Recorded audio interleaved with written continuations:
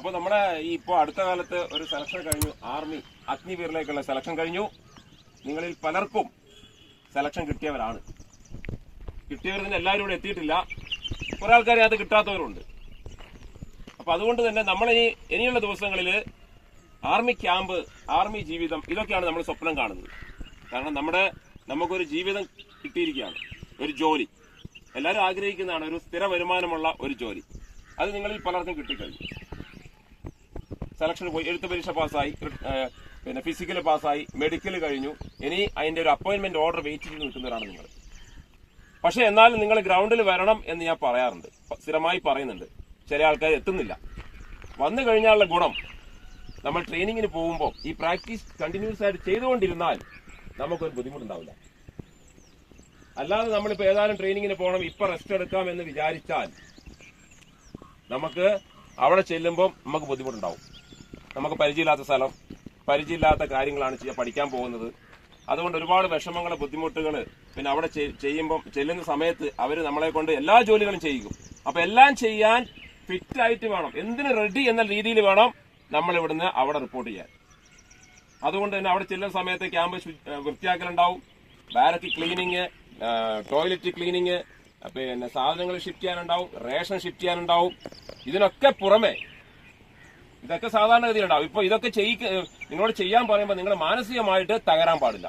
എന്തിനു ready sir, എപ്പോൾ വിളിച്ചാലും സാർ എന്ന് പറഞ്ഞുകൊണ്ട് എപ്പോഴും മുമ്പിൽ തന്നെ നിൽക്കണം. അങ്ങനത്തെ കുട്ടികളെയാണ് ഇന്ത്യൻ ആർമി ആവശ്യപ്പെടുന്നത്. അപ്പൊ അതുകൊണ്ട് തന്നെ നിങ്ങൾ എല്ലാവരും ജാഗ്രതയോടെ നല്ല രീതിയിൽ എന്തിനും തയ്യാറായിട്ട് വേണം ആർമിയിലേക്ക് പോകാൻ.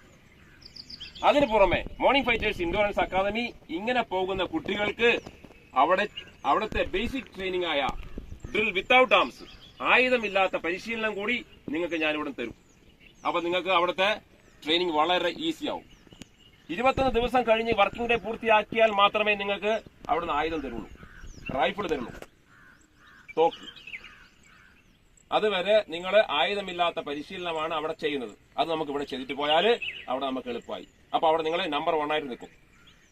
ഈ പേരാവൂരിലെ മോർണിംഗ് ഫൈറ്റേഴ്സിൽ വന്ന് ട്രെയിനിങ് ചെയ്ത് സെലക്ഷൻ നേടി ആർമിയിലേക്ക് പോകുന്നവർക്ക് അങ്ങനെ ഒരു ട്രെയിനിങ്ങും കൂടി ഞാനിവിടെ തരും. യാതൊരു കാരണവശാലും നിങ്ങൾക്ക് അവിടെ ഒരു ബുദ്ധിമുട്ടും ഉണ്ടാവില്ല. ഒന്നാമത് നമ്മളൊരു 3 സ്റ്റാർ ലെവൽ ട്രെയിനിങ് ആണ് നിങ്ങൾക്ക് തരുന്നത്. സാധാരണ കമാൻഡോസിന് കൊടുക്കുന്ന ട്രെയിനിങ് ആണ് തരുന്നത്. അതുകൊണ്ട് തന്നെ നിങ്ങൾക്ക് ശാരീരികമായിട്ടൊരു ബുദ്ധിമുട്ടുണ്ടാവില്ല. പക്ഷേ സെലക്ഷൻ കിട്ടിക്കഴിഞ്ഞ് നിങ്ങൾ പോകുന്ന വരെയുള്ള ദിവസങ്ങളിൽ, ചിലപ്പോൾ 1 മാസം 2 മാസം കഴിഞ്ഞിട്ടായിരിക്കും വിളിക്കുന്നുണ്ടാവുക. പോകുന്ന വരെയുള്ള ദിവസങ്ങളിൽ നിങ്ങൾ അടങ്ങിയിരിക്കാൻ പാടില്ല, സ്ഥിരം ഗ്രൗണ്ടിൽ വരണം. മറ്റുള്ള മൂവ്മെന്റ് കൂടി നിങ്ങൾ ചെയ്ത് പോയി കഴിഞ്ഞാൽ അവിടെ വളരെ ഈസിയായി, ഒരു ബുദ്ധിമുട്ടും നിങ്ങൾക്ക് ഉണ്ടാവില്ല. അപ്പൊ അത് നമുക്ക് മുന്നോടിയായിട്ട് ആദ്യം അറ്റൻഷൻ പഠിക്കണം, സ്റ്റാൻഡേർഡീസ് പഠിക്കണം, പിന്നെ മൂവിങ് മാർച്ചിങ് പഠിക്കണം. അങ്ങനെ കുറേ കാര്യങ്ങൾ ഇതിന് മുന്നോടിയായിട്ട് പഠിക്കാനുണ്ട്. അതാണ് ഡ്രിൽ വിത്തൌട്ട് ആംസ്, ആയുധമില്ലാതെ പരിശീലനം. അത് നമുക്ക് ഇവിടെ ചെയ്യാൻ പറ്റും, നമുക്ക് പ്രാക്ടീസ് ചെയ്യാൻ പറ്റും. അതുപോലെ front roll, back roll, somersault, ഇതെല്ലാം ഇവിടെ പഠിപ്പിക്കുന്നുണ്ട്.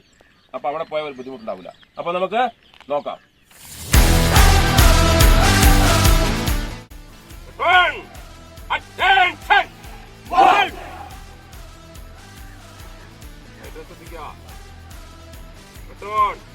Right, good. 1, 2. 1. On standard. 1. On attention. 1. Right, ശ്രദ്ധിക്കുക. On right. Good. 1, 2. Fast up. Fast up. Fast up. റൈറ്റിലേക്ക് നോക്കുക.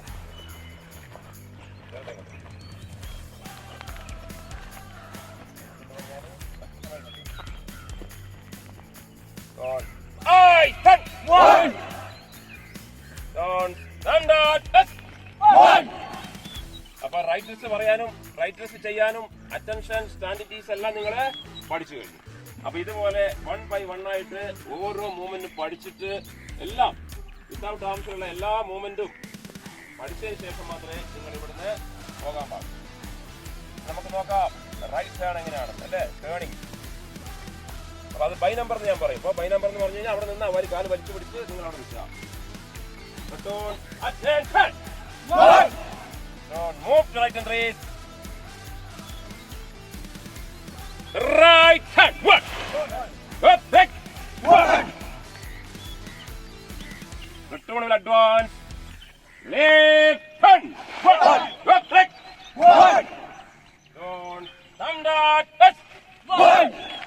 ഓക്കെ, അപ്പൊ ഇങ്ങനെ പടിപടിയായിട്ട് നമുക്ക് പഠിച്ചു പോകണം ഇവിടുന്ന്. അപ്പൊ പിന്നെ ആർമി ക്യാമ്പിലോ പോലീസ് ക്യാമ്പിലോ എത്തിക്കഴിഞ്ഞാല് നിങ്ങൾക്ക് യാതൊരു ബുദ്ധിമുട്ടുണ്ടാവില്ല. അപ്പം സെലക്ഷൻ കിട്ടിയവരെല്ലാം തന്നെ എല്ലാ ദിവസവും ഗ്രൗണ്ടിൽ വരിക. ബേസിക് ട്രെയിനിങ് ഏകദേശം പൂർത്തിയാക്കിയിട്ട് ഇവിടുന്ന് പോകാവൂ. അപ്പൊ നിങ്ങളുടെ ഇൻസ്ട്രക്ടർമാർക്ക് നിങ്ങളെ പോകുന്ന ഡിപ്പാർട്ട്മെന്റിനെല്ലാം നിങ്ങളോട് പ്രത്യേക ഒരു അനുകമ്പ, സ്നേഹം ഉണ്ടാവും. ഓക്കെ.